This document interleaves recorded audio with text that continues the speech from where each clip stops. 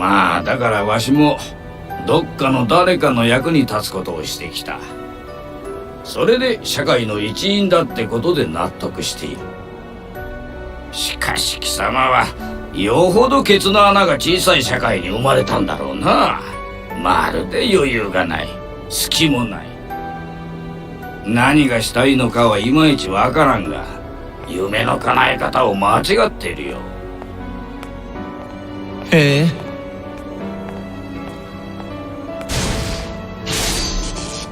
貴様、本当は世界なんてどうでもいいんだろ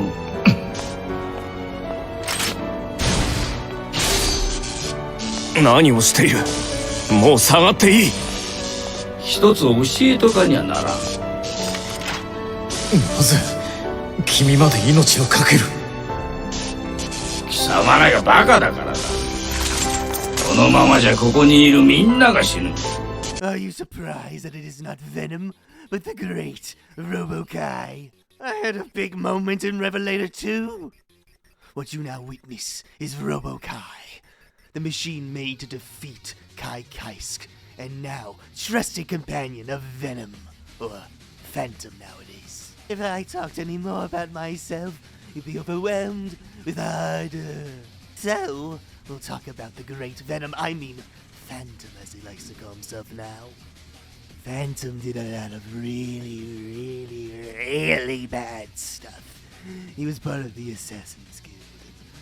They did, well, assassinations is in the name. Okay, Robo-Kai, I know you're really enjoying your moment in the spotlight. I know the Robo-Kai fans are very angry that I'm not playable.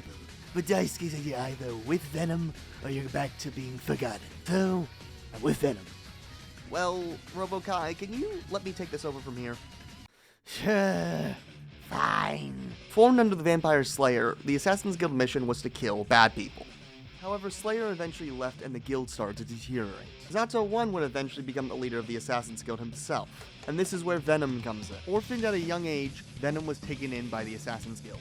However, the guild originally saw him as useless since he was a little averse to the whole killing thing. When he was about to be disposed of, the new leader, Zato 1, saw his talents and reached out as a benefactor. So Venom went on various missions. However, when Zato died and was taken over by his forbidden beast, Eddie, Venom became the leader of the Assassin's Guild. Of course, then Venom resorted to a lot of killing, including his mission to defeat Milia Rage, former member of the guild who ran away, who also had a very intimate relationship with Zato 1. Though remember how Venom originally detested killing? Well, let's talk about the endings of Guilty Gear Accent Core Plus. In one ending, he finds Milia, but decides to release her because he realized it would give him no pleasure to kill her. The other ending, he kills her, but is completely empty and decides to disband the guild and wanders around as a traveling pool player. Now you see why Venom maybe wants to start a new life. Venom has successfully revived the Assassin's Guild, but his purpose in life is very hollow.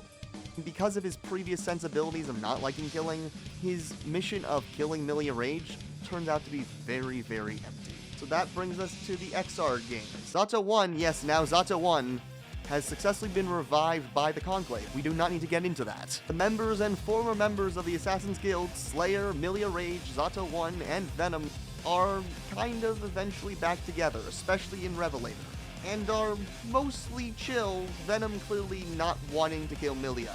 Of course, Venom's big story comes in Guilty Gear XR Revelator. And Yes, Robo-Kai? that's where I come in. Yes, you can take it away from here, Robo-Kai. Venom found this sad sack of metal on the ground doing nothing but selling jokes for money, and we became the best of friends. We even fought together against Batman. I gave him my big speech. Venom also gave a big speech, and we got through to Batman. Sort of. He did turn against Ariel's. Sort of. At least we did something good. We don't need to get into that. Yeah, Ariel's the machine god that was doing bad stuff. We don't really need to get into that. It's a lot. Yep. Can I take it from here? Sure, take it away. After sacrificing himself in a massive explosion and proclaimed dead, he goes to a small little village. However, Zato had a plan to make sure Venom left his mark on the world. He sent a member of the Assassin's Guild, 2K, to basically pretend to threaten him. 2K pretended to threaten him and, well, forced Venom to play hero. After doing so, Zato sent a deed to a bakery. We see him at the end of Guilty Gear XR Rev 2. Guilty Gear Strive, we don't know much. All we know is that he decided to be a vigilante by night in that town and go by the name of Phantom. And me and Venom were the happiest of friends. Sure, based upon how you react together, I'm sure that's how he feels about you. Hey, a man can dream. You're not human, Robokai. Don't robots dream of electric sheep? Sure. Never stop being the bestest boy, Phantom. You won't escape the Dweller of Darkness. We are gonna kick some ass! Hello everyone, this is David Lee with Philosophy of Game Philosophy, and I am back again to talk about another Guilty Gear Strive theme. This time it is Venom's theme, A Tenth of Myself. And if you need to know who I am again, I am David Leibowitz. I'm a PhD student in Forest Ecosystems and Society. Why is that important? It's not, but I've read a ton on philosophy, and I take things very, very academically, as you will see with my breakdown of numbers. So without further ado, let's break down everything about this awesome theme.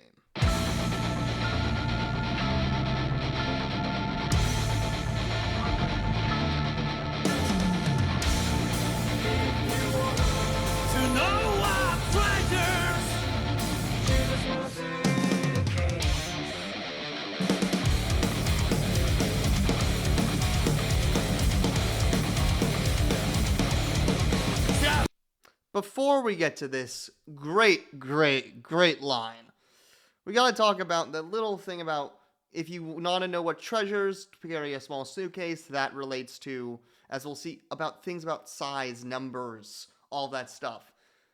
And beforehand, when Venom was in the Assassin's Guild, he had a lot. He was thirsting on life in a lot of desires. The themes of the Assassin Guild are very existential. So Venom right now is moving from his big life and the Assassin's Guild to a small life in a small town as a baker.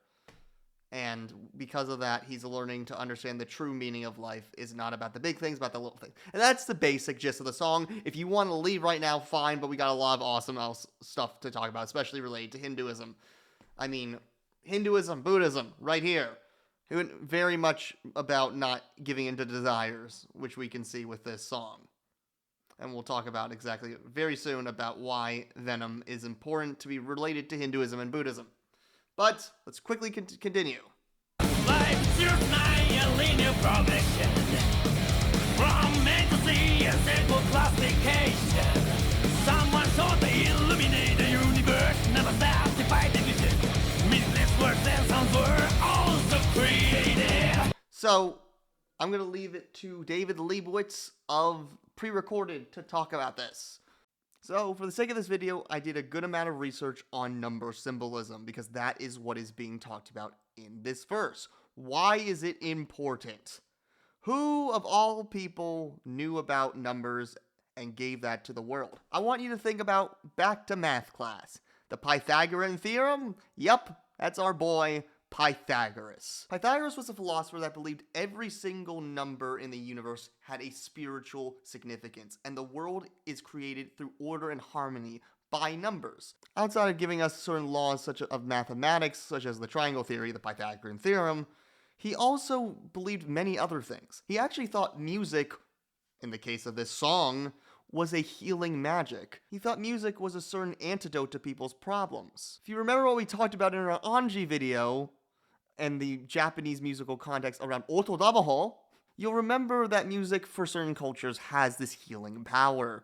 And if you think about the song like this, well, music that's created of certain numbers of chords can heal through its harmonious melodies. Pythagoras also cared a lot about animals, was said to heal and soothe certain attacking animals such as a bear that he made vegan, allegedly.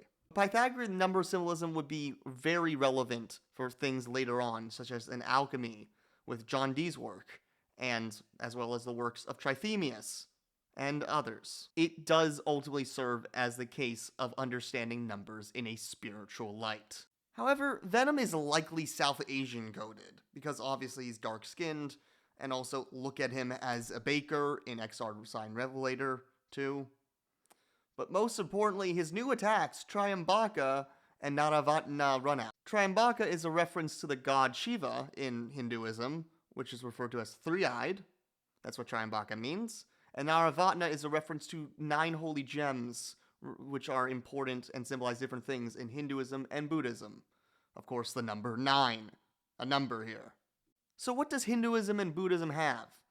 We have the 2 noble truths, the truth of this world and the higher truth, which we'll talk about later for a certain line. We have the Trimurti, the 3 holy gods. We have the 4 noble truths. However, connecting India and Pythagoras is something even closer. Before the Pythagorean theorem, in the Shulba Sutra, there was a thing that was similar to the Pythagorean theorem. The Shulba Sutra gives many specific geometrical measurements on connecting altars and other mathematical proofs. This is seen as early Hindu mathematics.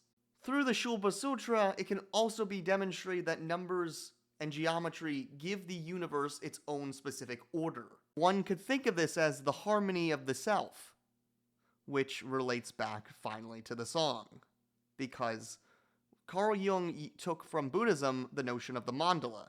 The mandala being a picture that has a united whole. In Jung as well, people can make their own mandalas to find their own inner wholeness. And that brings us back to Venom, because he's trying to search for his own inner wholeness. If we look back at the symbolism of the numbers from 0 to 9, 9 is, for Hinduism, a number of completion. A completing of the journey, going all the way from 0 to 9. Which goes back to Naravatna, the 9 gems, and the numbers of pool balls going from 1 to 9. And prime numbers, what are they? They're the origin. They can't be devised. They are, in a sense, the whole. They are the origin. Although Hinduism doesn't have a special place specifically to symbolize prime numbers such as 2, 3, 5, and 7 all are very, very significant. A lot of special spiritual power around them. Therefore, these undivisible numbers are the fundamental components of the universe, which is what Venom is trying to actualize. Thank you. Back to the video. To know our treasures.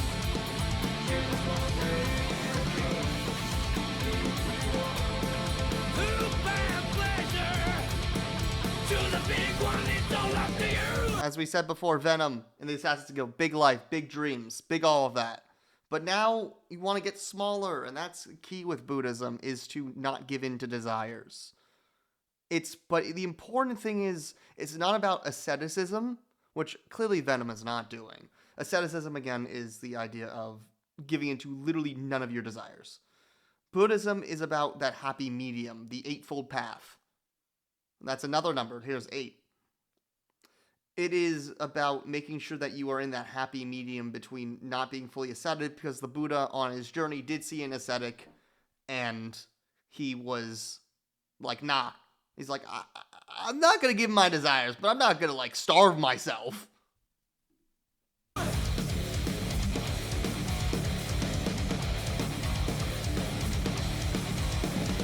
a phantom now living a new kind of life. All my work has shrunk to the size of an ant. Woo! With every finally left my head, I came to understand life more profoundly than when it was a warrior. Again, we're talking about size and about understanding the world that you really need to understand. The true world, the world of happiness, of wonder, of beauty, and all of that.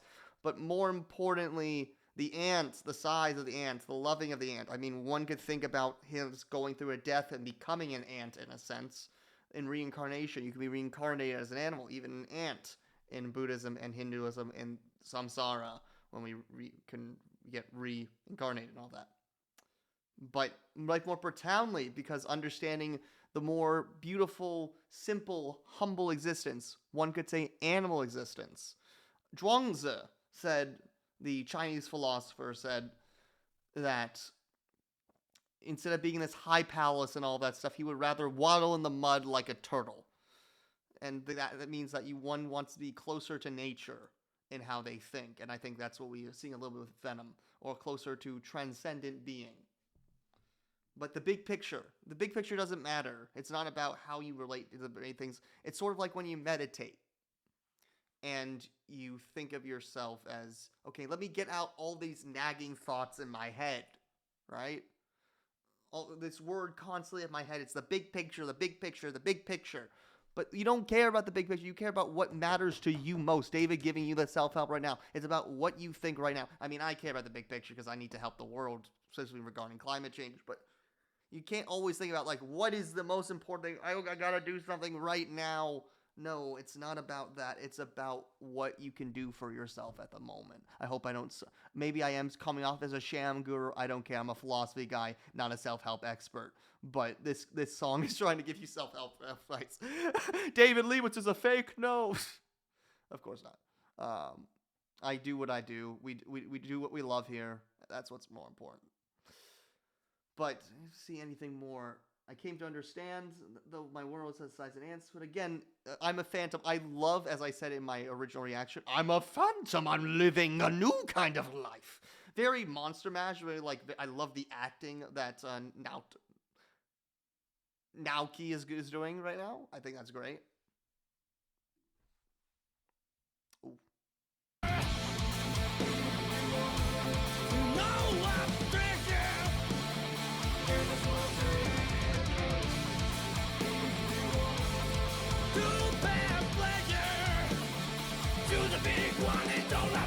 No pleasure. No, we can have like...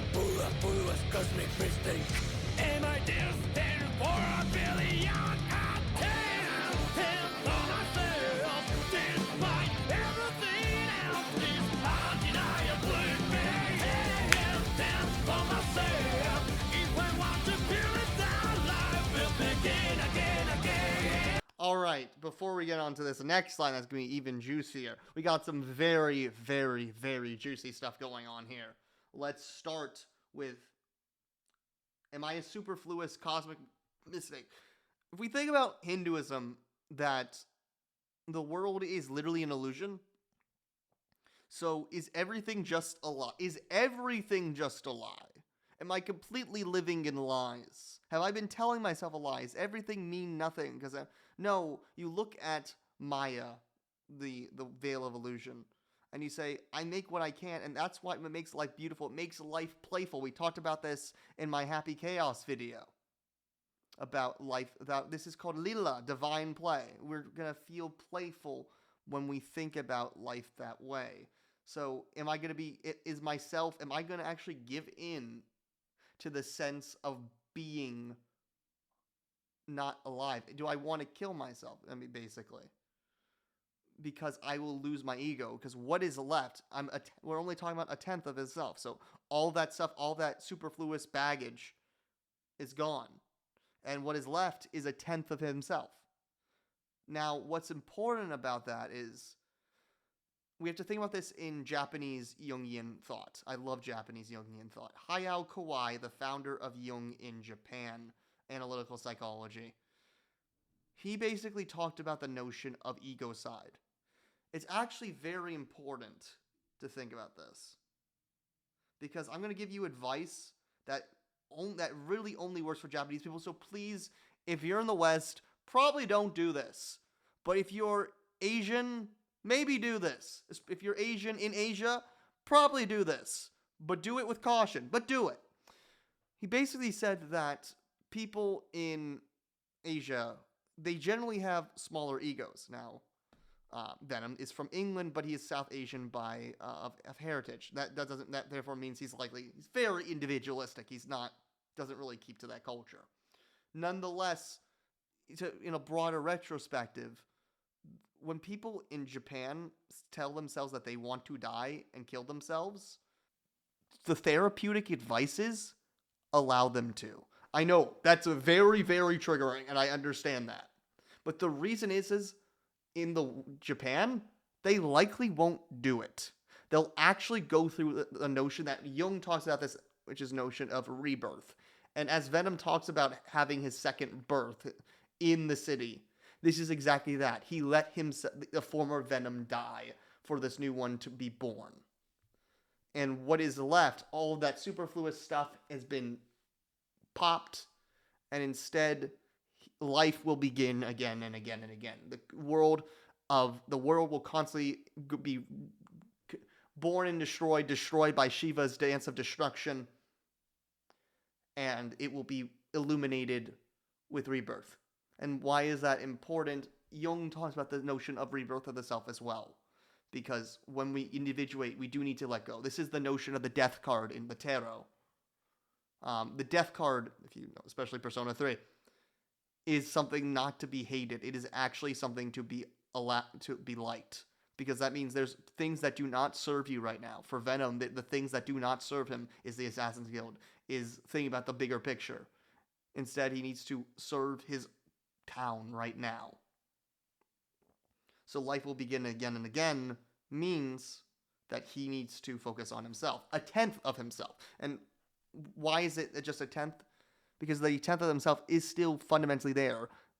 As we saw in XR Revelator's story, Venom does have the ideals of justice and to stand up against the people like Bedman that would do something bad with it. So the hero and the baker, that is fundamentally him, because Jung says everything is part of you. The self is fundamentally everything in you. There's no true self. It is just you and you and you alone. Everything you like, dislike about yourself, it's all there, and it's you. So, yes, the song is about him giving up parts of himself, but fundamentally, I think he understands that the true mandala of his being is there, and he will find wholeness through allowing, like, these parts were there, they do not serve me, and they can go in the background, but they are there too. But what is important now is a tenth of himself that is fundamentally him. Again.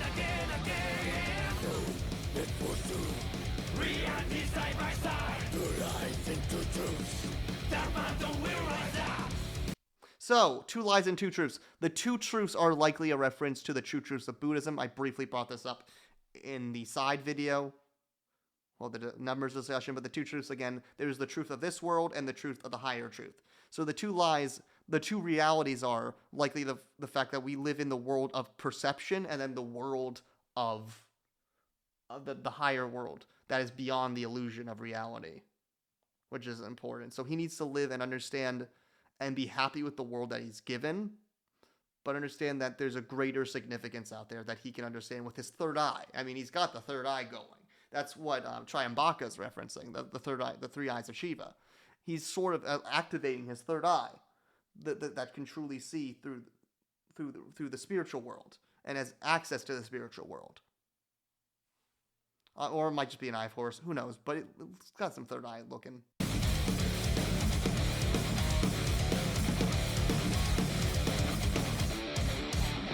The path of justice can advise me, no do I see. Divine mercy! He's done a lot of bad stuff. He may be reborn, but he's killed a lot of people. He's done a lot of bad things. Maybe it was for a just cause, but the Assassin's Guild did indeed denigrate into something disgusting, especially under Zato/Eddie, especially when Zato became Eddie. But he doesn't want that. He understands he's depraved, but he's getting a new life, but understanding the consequences that his karma, right, will come up with him. Now, karma obviously leads to the next life, but in a sense, sort of leading to his next life from, if you're saying he has a new birth, that he just deserves this humble existence with his bad karma, but he can make new good karma right now.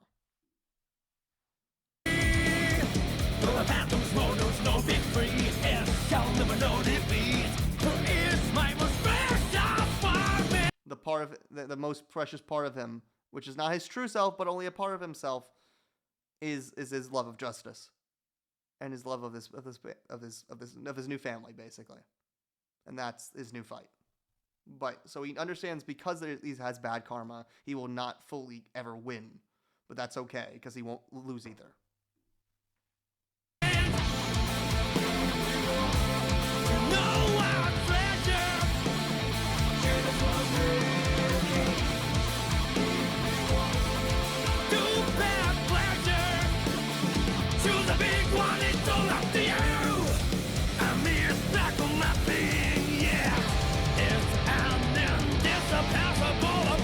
Again, part of him being, but it's the most important right now.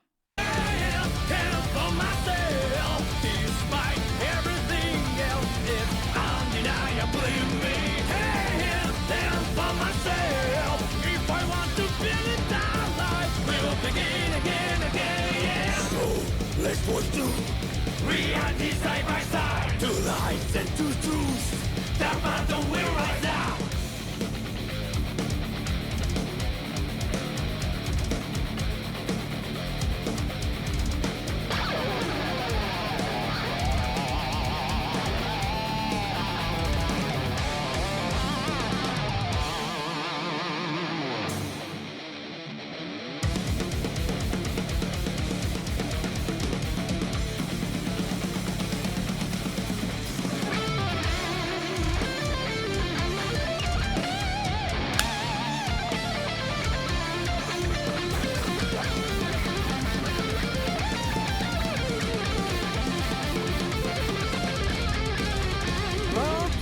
Numbers can't share with many others.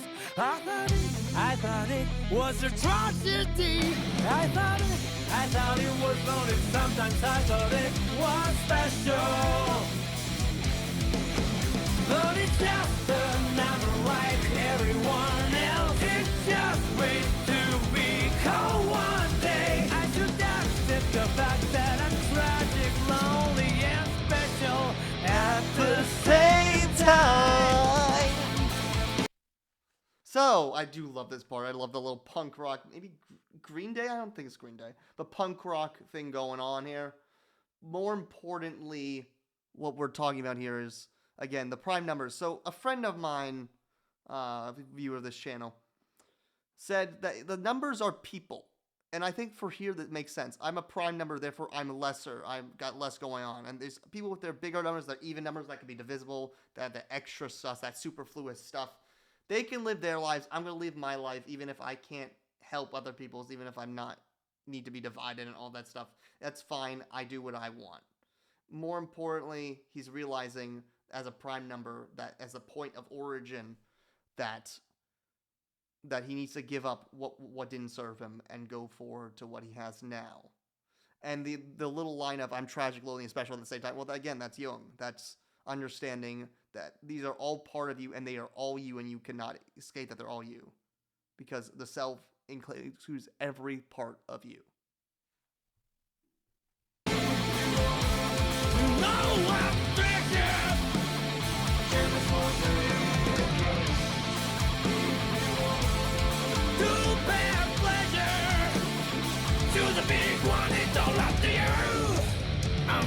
Back on my being yet is an indispensable part. Down for myself, despite everything else, is undeniably me. Down for myself, if I want to build it down, life will begin again. Tiny truth will be the world of lies. So I know that there's no disguise. Even if I can win, I will never lose. Reality side by side. Two lies and two truths. That mountain will rise up. So, a tiny truth within the world of lies. That's again a reference to Maya. The world is fundamentally an illusion in Hindu thought, but you can have your own truth, which I guess doesn't fully make sense because everything will fundamentally be a lie because everything's the illusion, everything's part of Brahman. But Brahman, the highest being, or Brahman or Brahma. But you can make your own truth and have your own individual self, even if it's small, even if it's depreciated. It's humble, and that's the most important thought. There's a lot of lies, a lot of shit happening, but you can just go and find your own truth. And I think that's what we all need to, is find our own truth. But understand that other things about ourselves are there, and they will haunt you if you've done something bad. And if you haven't done something bad, if you feel things that you feel bad about, or things you don't like about yourself, they're there, but you can put them aside and focus on the parts of yourself that you want to develop and want to harness. And those tenths of yourself, that's what you got to go with. Because that is what is gold, and that is the precious part. That is the small treasure. So everyone, be like Venom. Just get all the superfluous stuff, but still enjoy life. Live life to the fullest, as other Guilty Gear songs say. But be you, be true to yourself. And be a good person. Because these are some dangerous times, and we all gotta just keep our head up and keep on fighting. Alright, this has been Dave Lee with the Flush People Vegan Philosophy. I'm gonna go get some Indian food. Peace.